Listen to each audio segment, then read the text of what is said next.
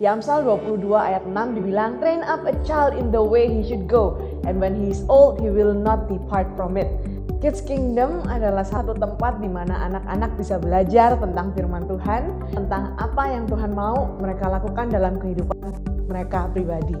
Kita ingin untuk bisa membekali anak-anak ini dengan skill, dengan karakter, dan dengan value nilai-nilai yang mereka butuhkan saat mereka bertumbuh dewasa dan menghadapi tantangan dalam kehidupan mereka. Visi utama kami dari GKDI Kids Kingdom adalah kami ingin anak-anak bisa mengenal dan menghormati Tuhan, mengenal dan menghormati diri mereka sendiri, mereka bisa mengenal dan menghormati orang-orang di sekitar mereka. Yang pertama, kita ingin gimana firman Tuhan itu bisa hidup, bisa diaplikasikan dalam setiap hidup mereka.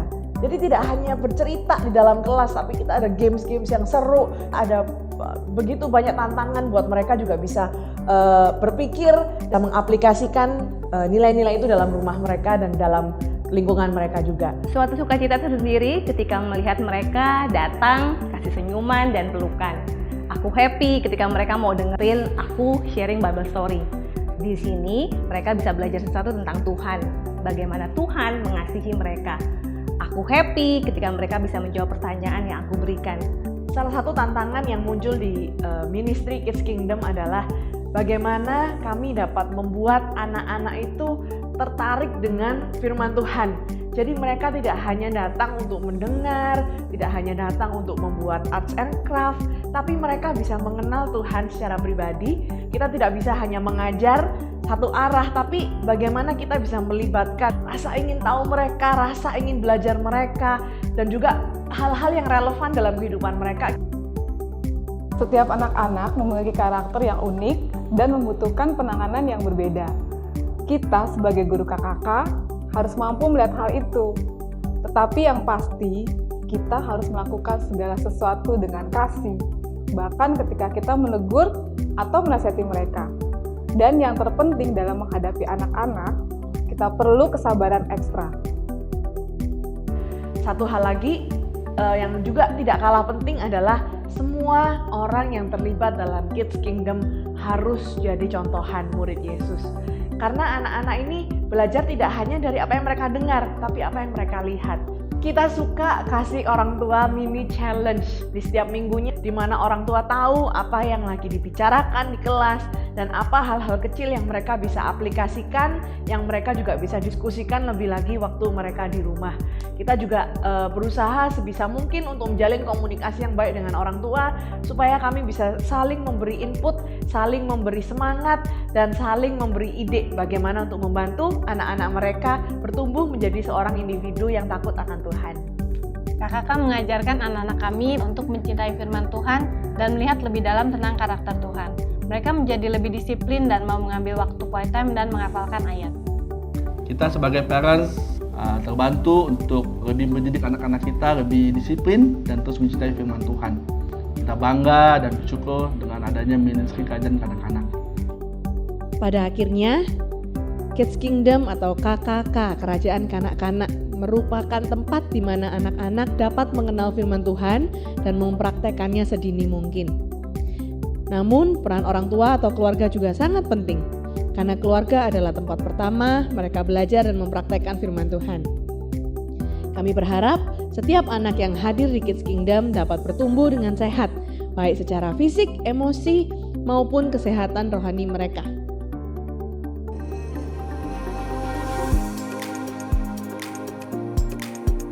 Selamat pagi saudara-saudari, selamat datang di Kebaktian Online GKDI Jakarta.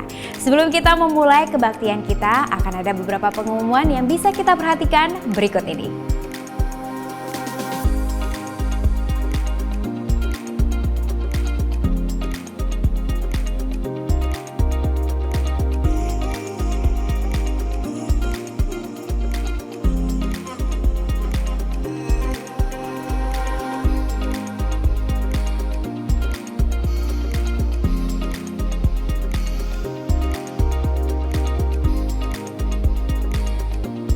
Sebentar lagi kita akan memulai kebaktian online kita. Mari kita mempersiapkan hati untuk memuji dan menyembah Tuhan.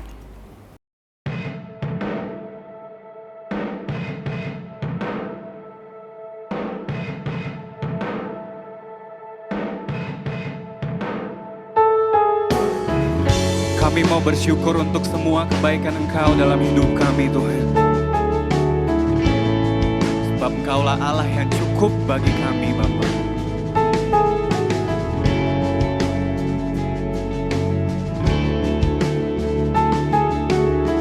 And Christ is enough for all of us. Christ is my reward and all of my devotion. Now there's nothing in this world that could ever satisfy. Through every trial, my soul will sing, no turning back. I've been set free. Christ is enough for me. Christ is enough for me. Everything I need is in you. Everything I need. Christ, my only know, the joy of my salvation. And this hope will never fail. Heaven is our hope. Through every storm, my soul will sing, Jesus is here. To God be the glory.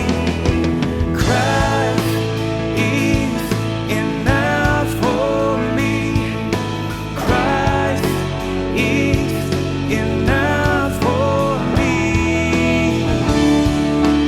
Everything I need is in you. Everything I need. Christ is enough for me. Christ is enough for me. Everything I need is in you. Everything I need. For you are enough for me.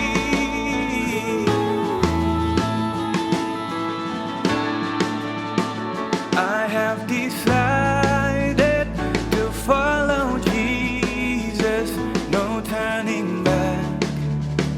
No turning back. I have decided to follow Jesus. No turning back. No turning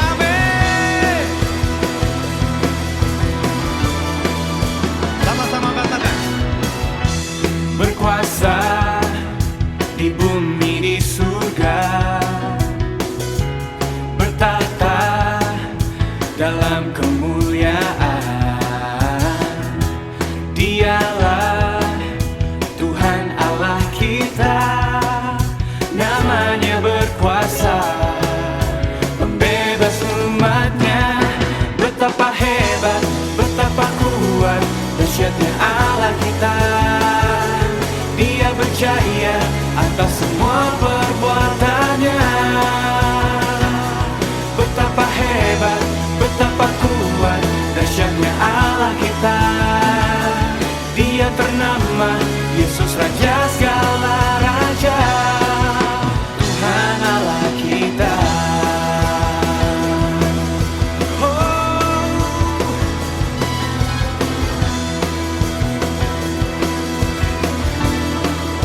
Mari sama-sama nyanyikan. Berkuasa di bumi di surga, bertahta dalam kemuliaan. Dialah Tuhan Allah kita, namanya berkuasa, pembebas umatnya. Betapa hebat, betapa kuat, dahsyatnya Allah kita. Dia berjaya atas semua perbuatannya. Oh, betapa hebat, betapa kuat, dahsyatnya Allah kita. Dia ternama Yesus Raja segala raja, Tuhan Allah kita. Mari semua memuji Tuhan.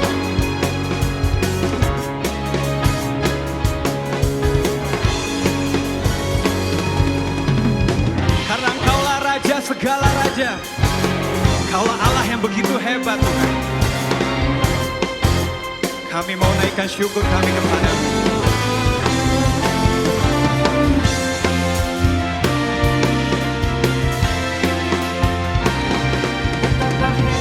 Hanya Engkau Tuhan yang luar biasa,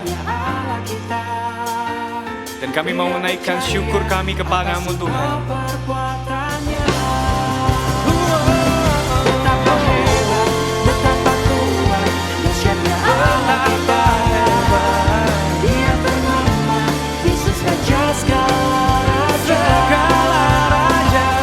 Betapa hebat, betapa kuat, dahsyatnya Allah kita. Dia berjaya atas semua perbuatannya. Oh, betapa hebat, betapa kuat, dahsyatnya Allah kita.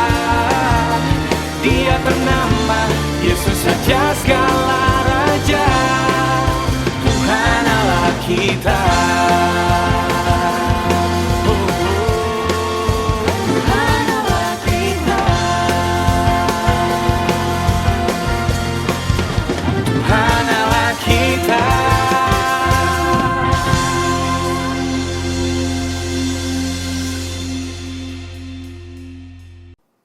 Selamat pagi, selamat hari Minggu.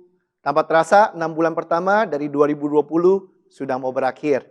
Bagi sebagian besar kita mungkin itu masa-masa yang tidak mudah, tapi saya percaya kita tetap bisa bersyukur akan semua penyertaan Tuhan dari kasih setianya, dari kebaikannya, kemurahannya, pelindungannya selama ini. Tentu kita semua sudah rindu untuk bisa bertemu lagi muka dengan muka, bisa beribadah bersama-sama, memuji Tuhan secara offline. Untuk itu kita perlu terus berdoa supaya pandemi ini segera berakhir dan kita bisa punya 6 bulan yang luar biasa untuk kita mengakhiri 2020 ini bersama-sama. Sebelum kita masuk firman Tuhan, mari kita bersatu di dalam doa. Tuhan, terima kasih. Kami sekali lagi bisa bersyukur Tuhan atas semua kebaikan dan penyertaan Engkau dalam hidup kami. Kami tahu Tuhan di masa-masa yang sulit juga untuk kami Tuhan bisa melihat kebaikan Engkau. Tapi biarlah Tuhan, selama bulan ini kami belajar sekali lagi Tuhan untuk mengembalikan kasih kami kepada Engkau. Untuk kami bisa sekali lagi melihat kasih Engkau kepada kami Tuhan. Kami bisa terus bertumbuh Tuhan dalam pengenalan kami akan Engkau Tuhan. Kami berdoa Tuhan, biarlah sekali lagi firman Engkau menguatkan kami pada hari ini. Dan biarlah Engkau sendiri Tuhan, melalui roh Engkau menyertai hamba-Mu Tuhan yang akan membawakan firman pada hari ini. Terima kasih ya Tuhan, kami serahkan semua dalam tangan Engkau. Hanya dalam nama Yesus kami telah berdoa dan mengucap syukur. Amin. Di bulan Juni kita sudah belajar bersama-sama sebagai satu jemaat, artinya mengembalikan pengabdian kita pada masa muda kita. The devotion of our youth. Atau kita mau kembalikan lagi kasih mula-mula kita kepada Tuhan. Dari buku Yeremia yang kita sudah pelajari bersama-sama, kita bisa sama-sama melihat dan juga bisa merasakan sebenarnya hatinya Tuhan di sana. Bagaimana Tuhan sangat-sangat mengasihi bangsa Israel. Walaupun bangsa Israel sudah begitu bebal, ya, dan begitu sering mengecewakan Tuhan dan begitu banyak dosanya terhadap Tuhan, Tuhan tetap berharap mereka bisa berbalik kepada Dia. Selama 40 tahun, Yeremia terus berbicara kepada kerajaan Yehuda, memperingatkan mereka, tetapi mereka nggak peduli. Walaupun menyakitkan hati Tuhan, akhirnya bangsa Israel harus dieksil, harus dibuang ke tanah Babilonia, dan Yerusalem harus dihancurkan. Dengan harapan supaya bangsa Yehuda itu bisa kembali dimurnikan dan berbalik kepada Tuhan. Bayangkan menjadi Yeremia harus menyaksikan kota Yerusalem dihancurkan. Menyaksikan bagaimana usaha dia sepertinya sia-sia karena bangsa itu tidak berbalik kepada Tuhan. Hampir tiap kali saya baca buku Yeremia, saya menangis. Dan bisa ikut merasakan betapa sedih dan kecewanya Tuhan. Dan pada saat yang sama juga terharu melihat betapa setianya dan betapa sabarnya Tuhan kepada bangsa Yehuda. Saya berdoa untuk kita semua juga hari ini bisa betul-betul mengenal hati dan kasih Tuhan. Dan juga kesabaran Tuhan. Dan juga karakter Tuhan yang lain melalui buku Yeremia. Sehingga kita bisa kembali lagi mempunyai kasih yang mula-mula tersebut. Bahkan ya kita bahkan bisa bertumbuh kasih dan kekaguman kita akan Tuhan kita. Hari ini saya mau mengajak kita untuk belajar dari buku Ratapan. Buku Ratapan dipercaya sebagai buku yang ditulis oleh Yeremia sendiri. Bagaimana dia meratapi kehancuran daripada kerajaan Yehuda dan kehancuran daripada kota Yerusalem karena kebebalan dan pemberontakan mereka. Di buku 2 Tawarik pasal 35 ayat 25 dikatakan di sana Yeremia membuat suatu syair ratapan mengenai Yosia. Dan sampai sekarang ini semua penyanyi laki-laki dan penyanyi perempuan menyanyikan syair-syair ratapan mengenai Yosia. Dan mereka jadikan itu suatu kebiasaan di Israel. Semuanya itu tertulis dalam syair-syair ratapan. Mengapa disebut syair? Karena buku Ratapan ditulis dengan sangat indah dan sangat dalam. Walaupun buku Ratapan sepertinya sebuah curahan hati, kesedihan yang dalam daripada Yeremia. Buku Ratapan terdiri hanya 5 pasal. Kenapa saya bilang indah? Bayangkan pasal 1, pasal 2, dan pasal 4 terdiri dari 22 ayat masing-masing. Dan setiap ayatnya itu dimulai dengan abjad atau alfabet orang Yahudi yang berurutan. Yaitu dari Alef sampai dengan Tau. Seperti alfabet kita saat ini. A to Z, A to Z. Ya, tapi mereka menggunakan alfabet dari orang Yahudi. Alef sampai dengan Tau. Di pasal 3 ada 66 ayat. Yang isinya adalah 22 paragraf. Yang masing-masing paragraf isinya 3 ayat. 22 kali 3 jadi 66. Dan setiap paragraf itu juga dimulai dengan abjad atau alfabet dari orang Yahudi. Alef sampai dengan Tau. Bayangkan, betul-betul ini ditulis seperti sebuah syair. Sama mungkin perbandingan dengan Mazmur 119. Ada 176 ayat di sana. Dibagi menjadi 22 paragraf. Dan masing-masing paragraf isinya 8 ayat. Dan setiap paragraf dimulai kembali lagi dengan abjad dan alfabet daripada bangsa Yahudi itu sendiri. Hanya di pasal 5 saja tidak ditulis dengan syair. Walaupun juga berisi 22 ayat. Sampai kita melihat betapa indahnya buku Ratapan itu sendiri. Nah, mengapa kita mau mempelajari buku Ratapan? Karena sangat mudah hari ini, brother sisters, Bapak Ibu yang saya kasihi, kita kehilangan kasih kita kepada Tuhan kita. Waktu kita mengalami masa-masa sulit dalam kehidupan kita. Mudah untuk kita merasa bahwa Tuhan tidak lagi mengasihi kita. Saya berdoa, dengan kita mempelajari buku Ratapan hari ini, kita tetap bisa melihat kasih Tuhan dalam hidup kita, terlepas daripada segala situasi kita. Mari kita sama-sama membaca buku Ratapan. Kita mulai dari pasal yang pertama. Ayat yang pertama. Betapa terpencilnya kota itu yang dahulu ramai. Laksana seorang jandala ia, yang dahulu agung di antara bangsa-bangsa, yang dahulu ratu di antara kota-kota, sekarang menjadi jajahan. Pada malam hari terseduh-seduh ia menangis. Air matanya bercucuran di pipi dan semua kekasihnya. Tak ada seorang pun yang menghibur dia. Semua temannya mengkhianatinya. Mereka menjadi seterunya. Yehuda telah ditinggalkan penduduknya karena sengsara dan karena perbudakan yang berat. Ia ditinggal di tengah-tengah bangsa-bangsa, namun tidak mendapatkan ketentraman. Siapa saja yang menyerang dapat memasukinya pada saat ia terdesak. Jalan-jalan ke Sion diliputi duka cita, karena pengunjung-pengunjung perayaan tiada. Sunyi senyaplah segala pintu gerbangnya. Berkeluh kesahlah imam-imamnya. Bersedih pedih darah-darahnya. Dan ia sendiri pilu hatinya.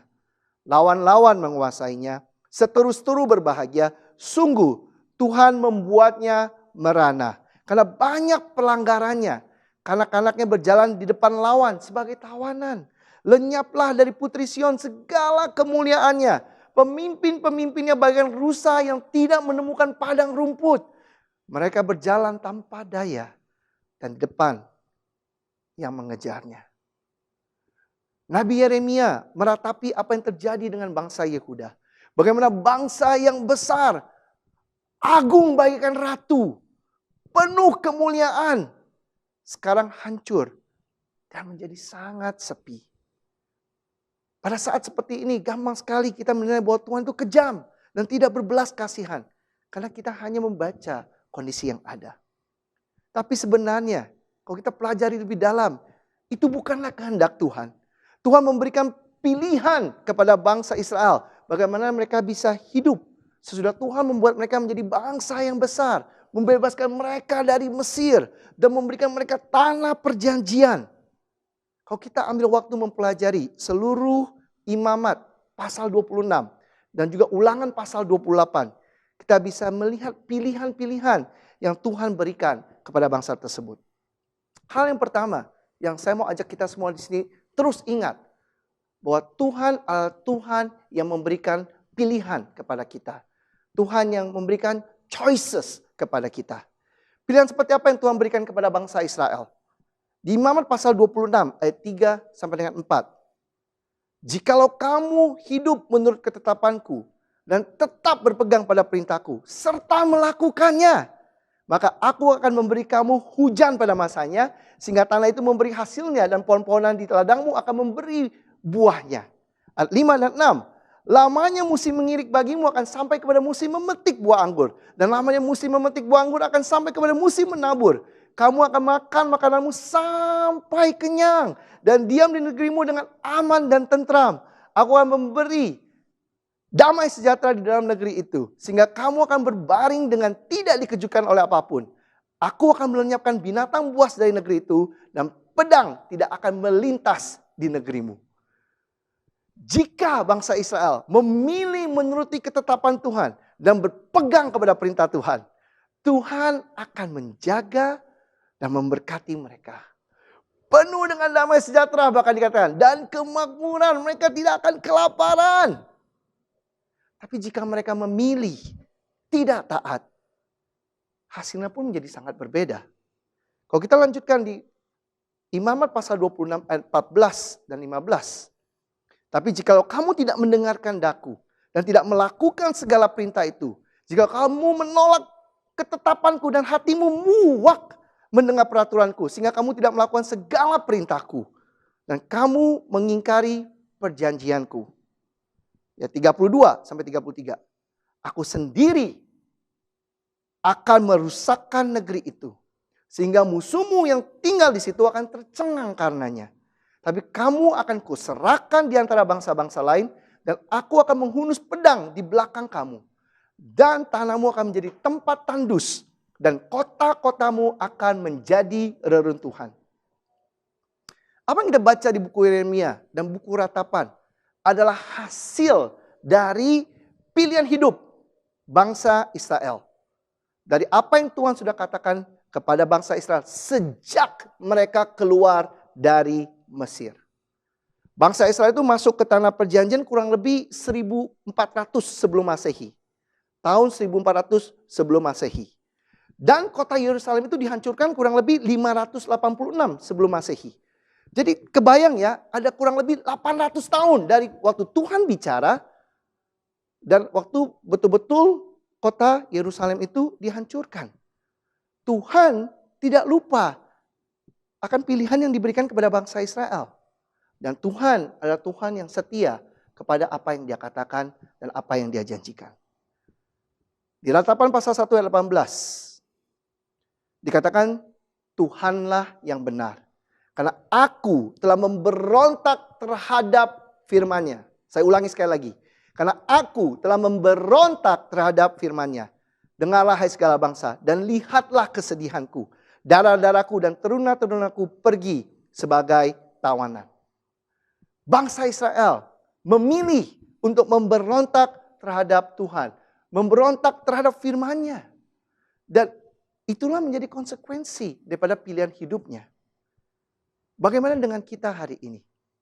Hidup seperti apa yang kita pilih? Pilihan kita menentukan masa depan kita. Setiap pilihan kita ada konsekuensinya. Bisa nggak hari ini kita melihat hal-hal yang terjadi dalam hidup kita adalah hasil dari pilihan-pilihan yang kita buat dahulu? You are free to choose, but you are not free from the consequence of your choice. Kita bebas membuat pilihan, tapi kita tidak bebas dari konsekuensi pilihan yang kita buat. Kalau kita lihat kondisi keuangan kita hari ini, itu ada hasil dari keputusan yang kita buat dalam kita menggunakan uang kita. Mungkin kalau kita hari ini bisa tidak serakah dulu, atau kita lebih punya penguasaan diri, kita tidak duniawi, kita tidak konsumtif, mungkin kita bisa melewati kondisi-kondisi sulit ini dengan lebih baik. Kondisi pernikahan kita hari ini adalah juga hasil keputusan-keputusan yang kita buat waktu kita membangun pernikahan kita. Kondisi anak-anak kita sama. Itu adalah hasil daripada keputusan-keputusan kita dalam kita melakukan parenting kita. Saya pribadi tidak percaya hari ini ada yang namanya problem kids. Yang ada adalah problem in parenting. Sebenarnya bukan anak kita diberikan anak yang bandel atau anak yang sulit, anak yang problematik, enggak. Tetapi cara kita parenting yang membuat anak kita menjadi anak yang problematik. Nilai sekolah kita bagi kita yang di teens dan di kampus, ya itu adalah hasil daripada apa yang kita pilih. Kita malaskah atau kita rajinkah? Tentu hasilnya akan menjadi sangat berbeda. Kondisi yang kita jalani hari ini adalah hasil daripada pilihan hidup kita. Tuhan sebenarnya sangat ingin memberkati hidup kita. Tuhan sebenarnya sangat ingin kita berhasil. Tapi kita harus memilih hidup dalam rancangannya dan ketetapannya. Tuhan adalah Tuhan yang memberikan pilihan buat kita. Hari ini adalah tanggung jawab kita untuk memilih yang benar. Itu yang akan membuat perbedaan di dalam kehidupan kita. Pertanyaannya hari ini, bagaimana jika kita telah membuat banyak pilihan yang salah? Hal yang kedua, saya mau kita mengenal Tuhan kita sebagai Tuhan yang memberikan kesempatan. God that gives chances. Di Ratapan pasal 3 ayat 22 sampai 24. Tak berkesudahan kasih setia Tuhan. Tak habis-habisnya rahmat-Nya. Selalu baru tiap pagi. Besar kesetiaan-Mu. Tuhan adalah bagianku, kata jiwaku. Oleh sebab itu, aku berharap kepada-Nya. Tuhan katakan Dia adalah Tuhan yang setia. Tuhan yang punya rahmat yang tidak ada habis-habisnya. Tuhan yang bilang bahwa rahmat-Nya itu baru setiap pagi. Itulah Tuhan yang kita punya. Jika kasih setia Tuhan itu tidak berkesudahan dan rahmat-Nya itu nggak pernah habis dan baru setiap pagi, mungkin pertanyaan kita adalah mengapa bangsa Israel bisa begitu terpuruk? Yang saya mau katakan adalah begini. Bukan Tuhan tidak mengasihi bangsa Israel. Tetapi bangsa Israel menyia-nyiakan kesempatan demi kesempatan yang Tuhan berikan kepada mereka. Dan mereka tidak memilih untuk berbalik kepada Tuhan. Tetapi terus melakukan apa yang jahat di mata Tuhan. Saya mau ajak kita sini mengambil waktu untuk mempelajari Imamat pasal 26 sedikit lebih dalam. Sangat menarik kalau kita pelajari apa yang ditulis di sana. Berapa banyak kesempatan yang Tuhan berikan untuk bangsa Israel bisa berbalik. Supaya Tuhan bisa memulihkan mereka setelah mereka didisiplinkan. Tapi bangsa Israel tetap bisa pilih untuk sia-siakan kesempatan itu. Dan terus melakukan hal yang bertentangan dengan apa yang Tuhan mau. Menarik, dikatakan di Imamat 26 ayat 18. Ketika bangsa Israel sudah didisiplinkan. Di ayat 18 dikatakan demikian. Dan jikalau kamu dalam keadaan yang demikian pun tidak mendengarkan aku. Maka aku akan lebih keras menghajar kamu sampai 7 kali lipat karena dosamu. Bayangkan, udah didisiplinkan tapi tidak mau berbalik. Tuhan bilang, saya mau nggak mau harus disiplinkan kamu 7 kali. Nah, kita pikir akan berhenti di sana. Kita lihat di ayat 21. Jikalau hidupmu tetap bertentangan dengan daku dan kamu tidak mau mendengarkan daku, maka aku akan makin menambah hukuman atasmu sampai 7 kali lipat setimpal dengan dosamu. Berhenti di sana? Belum.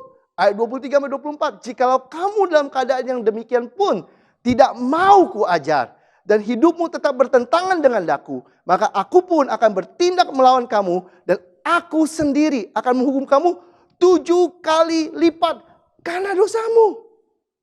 Sudah selesai? Belum. Ayat 27-28. Dan jikalau kamu dalam keadaan yang demikian pun tidak mendengarkan aku dan hidupmu tetap bertentangan dengan aku, maka aku pun akan bertindak keras melawan kamu. Dan aku sendiri akan menghajar kamu 7 kali lipat karena dosamu. Terus saya baca ini. Sampai 4 level. Dan tiap kali dikatakan akibatnya adalah 7 kali lebih berat. Saya coba hitung secara matematika sini. Berarti apa? Ketika bangsa Israel tidak mau bertobat, ketika sudah didisiplinkan, dikatakan dia akan dihukum 7 kali lebih berat. Nah, bayangkan ini. 7 kali 7 kali 7 kali 7. Berarti 7 pangkat 4. Itu adalah 2401. Artinya apa? Artinya konsekuensi setelah mereka 4 kali menolak untuk ikut Tuhan. Itu 2401 kali lebih besar. Saya ulang, 2401 kali lebih besar daripada konsekuensi pertama. Bayangkan jika bangsa Israel langsung berbalik. Mereka tidak perlu mengalami hal yang berat tersebut. Seringkali, brothers sisters, kita berpikir bahwa Tuhan perjanjian lama itu Tuhan yang kejam. Coba pikir lagi. Selama 800 tahun, melalui puluhan nabi dan ratusan kesempatan, Tuhan berbicara kepada bangsa Israel. Tetapi tidak digubris. Bahkan ketika kerajaan utara atau kerajaan Israel sudah dibuang Tuhan ke Assyria sebagai pelajaran kepada bangsa Israel atau kerajaan selatan, tetap aja Tuhan tidak digubris. Pertanyaannya sekarang, siapa yang kejam? Tuhan yang kejam atau bangsa Israel yang kejam? Bayangkan perasaan Tuhan. Hari ini kalau kita tidak digubris saja sama orang. Kalau kita tidak didengarkan, dicuekin sama orang, sengaja dilawan, tidak dianggap sama orang, dianggap enteng sama orang. Bagaimana perasaan kita? Kita akan bilang, kejam sekali orang itu lakukan itu terhadap kita. Dan itu yang dilakukan oleh bangsa Israel kepada Tuhan. Bagaimana dengan kita hari ini? Apakah kita di sini menyia-nyiakan kesempatan yang Tuhan berikan buat kita? Apakah kita tetap tidak taat walaupun Tuhan sudah berikan kita kesempatan? Mungkin Tuhan sudah bicara kepada Bapak, Ibu atau brother sister di sini melalui khotbah atau mungkin saat teduh Atau mungkin melalui brother dan sister yang lain untuk kasih tahu, yuk berubah, yuk stop, yuk berbalik kepada Tuhan. Tapi bagaimana respon kita? Bagaimana respon kita terhadap disiplin yang Tuhan berikan? Saya mau tanya, coba pikirkan, apa sih yang perlu terjadi dalam hidup Anda, hidup Bapak, Ibu, saudara-saudari di sini, untuk akhirnya kita bisa berbalik dan menghargai apa yang Tuhan lakukan dalam hidup kita. Saya mau katakan begini, we will lose our chances when we cannot appreciate the one we have. Kita akan kehilangan kesempatan-kesempatan kita jika kita tidak bisa menghargai kesempatan yang ada. Kita tidak akan pernah tahu kapan kesempatan terakhir kita. Kita tidak pernah tahu kesempatan terakhir kita kapan berakhirnya bahkan. Tapi yang saya mau ajak kita di sini bersama-sama. Kita bangun pagi, kita masih lihat matahari terbit. Berarti apa? Tuhan masih berikan kita kesempatan. Mari kita jangan sia-siakan. Kita bisa berubah semua di sini. Mengapa Tuhan memberikan kesempatan demi kesempatan demi kesempatan buat bangsa Israel? Mengapa Tuhan memberikan kesempatan demi kesempatan buat kita di sini? Ini membawa saya kepada poin saya yang terakhir. Yaitu Tuhan adalah Tuhan yang memberikan kita perubahan. God that give us changes. Di Ratapan pasal 3 ayat 25. Kita mulai di sana. Tuhan adalah baik bagi orang yang berharap kepadanya. Bagi jiwa yang mencari Dia. Adalah baik menanti dengan diam pertolongan Tuhan. Adalah baik bagi seorang pria memikul kuk pada masa mudanya. Biarlah ia duduk sendirian dan berdiam diri kalau Tuhan membebankannya. Biarlah ia merebahkan diri dengan mukanya dalam debu. Mungkin ada harapan. Biarlah ia memberikan pipi kepada yang menamparnya. Biarlah ia kenyang dengan cercaan. Karena tidak untuk selama-lamanya Tuhan mengucilkan. Sekali lagi saya bacakan. Karena tidak untuk selama-lamanya Tuhan mengucilkan. Karena walau ia mendatangkan susah, ia juga menyayangi menurut kebesaran kasih setianya. Hari ini, Tuhan buang bangsa Israel ke Babilonia. Itu bukan untuk selama-lamanya. Tuhan membiarkan bangsa Israel dibuang karena sebenarnya Dia sayang kepada bangsa Israel. Dia mau bangsa Israel bisa pulih kembali. Dia percaya bangsa Israel bisa berubah. Makanya baru kita bisa memahami apa yang ditulis di Yeremia pasal 29 ayat 10-11. Dikatakan di sana, sebab beginilah firman Tuhan, apabila telah genap 70 tahun bagi Babel, barulah aku memperhatikan kamu. Aku akan menepati janjiku itu kepadamu dan mengembalikan kamu ke tempat ini. Sebab aku ini mengetahui rancangan-rancangan apa yang ada padaku mengenai kamu. Demikianlah firman Tuhan. Itu rancangan damai sejahtera dan bukan rancangan kecelakaan. Untuk memberikan kepadamu hari depan yang penuh harapan. Setelah genap 70 tahun, bangsa Israel akan dipulihkan. Bukan rancangan kecelakaan waktu Tuhan membuang mereka ke Babilonia. Tapi rancangan masa depan yang penuh harapan. Apa yang ada dalam hati Tuhan? Apa yang dalam benak Tuhan? Tuhan sangat ingin bangsa Israel bisa berubah. Waktu Tuhan mendisiplinkan mereka, Tuhan sangat percaya bangsa Israel bisa dipulihkan kembali. Jadi bangsa yang kembali mencintai Tuhan. Di Ibrani pasal 12 ayat 5-7 dikatakan dengan sangat jelas, dan sudah lupakah kamu akan nasihat yang berbicara kepada kamu seperti kepada anak-anak. Hai anakku, janganlah anggap enteng didikan Tuhan dan janganlah putus asa apabila engkau diperingatkannya. Karena Tuhan menghajar orang yang dikasihinya dan Ia menyesah orang yang diakuinya sebagai anak. Jika kamu harus menanggung ganjaran, Allah memperlakukan kamu seperti anak. Di manakah terdapat anak yang tidak dihajar oleh ayahnya? Saya baca ini dan saya sangat mengerti karena saya seorang ayah. Dan saya harus mendisiplinkan anak saya. Karena saya sayang kepada mereka. Saya mendisiplinkan mereka karena saya percaya mereka bisa berubah. Saya mendisiplin mereka karena saya berpikir tentang masa depan mereka. Bayangkan kalau anak saya bertumbuh menjadi anak yang suka bohong. Atau menjadi seorang yang tidak jujur hidupnya. Menjadi seseorang yang tidak bertanggung jawab. Menjadi seseorang yang malas. Menjadi seseorang yang kurang ajar. Bayangkan masa depan dia akan seperti apa. Setiap kali saya mendisiplinkan anak saya berpikir tentang masa depan mereka. Saya berpikir apa yang terbaik bagi mereka. Saya berpikir bagaimana ini akan bisa membantu mereka. Itu yang ada di hati saya. Karena saya sayang kepada mereka. Hari ini, apalagi Tuhan. Dia lebih sayang lagi. Walaupun waktu kita lakukan pendisiplinan itu sangat menyakitkan sebagai orang tua. Sangat painful. Dan juga pasti mendukakan anak kita. Tetapi memang itu sesuatu yang harus kita lalui. Ibrani pasal 12 ayat 11 katakan, memang tiap-tiap ganjaran pada waktu ia diberikan tidak mendatangkan sukacita, tetapi duka cita. Tapi kemudian ia menghasilkan buah kebenaran yang memberikan damai kepada mereka yang dilatih olehnya. Tuhan mendisiplinkan kita karena dia percaya bahwa kita bisa berubah. Tuhan mendisiplinkan kita karena dia mau kita berubah. Walaupun hal ini membuat hatinya juga berduka karena duka cita yang kita alami. Tapi dia fokus kepada hasilnya. Dia fokus kepada akhirnya. Kita akan menjadi orang-orang yang benar hidupnya.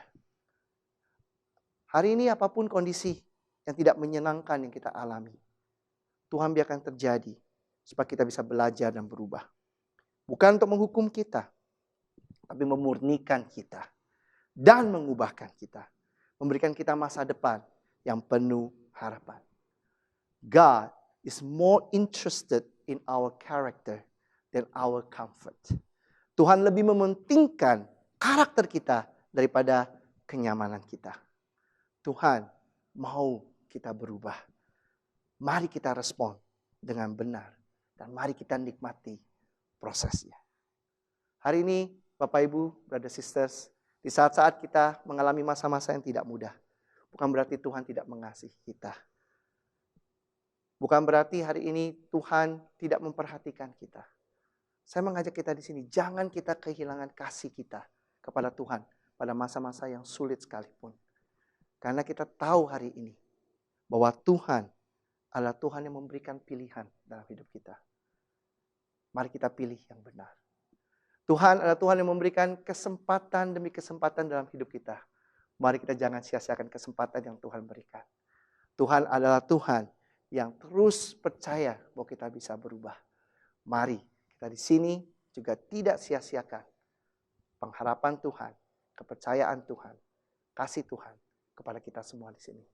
Saya berdoa dan berharap di masa yang tidak mudah ini, kita malah semakin bertumbuh di dalam kekaguman dan kasih kita kepada Tuhan.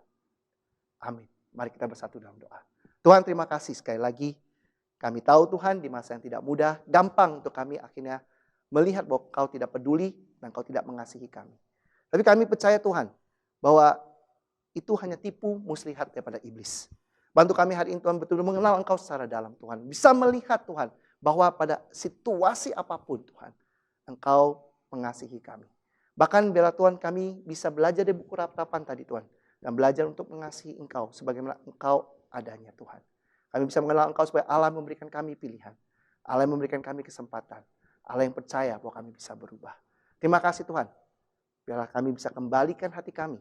Kasih kami yang mula-mula. Bahkan kami bisa menumbuhkan itu menjadi kasih yang lebih dalam lagi kepada Engkau. Terima kasih ya Tuhan. Hanya dalam nama Yesus kami telah berdoa dan mengucap syukur. Amin. Tuhan memberkati.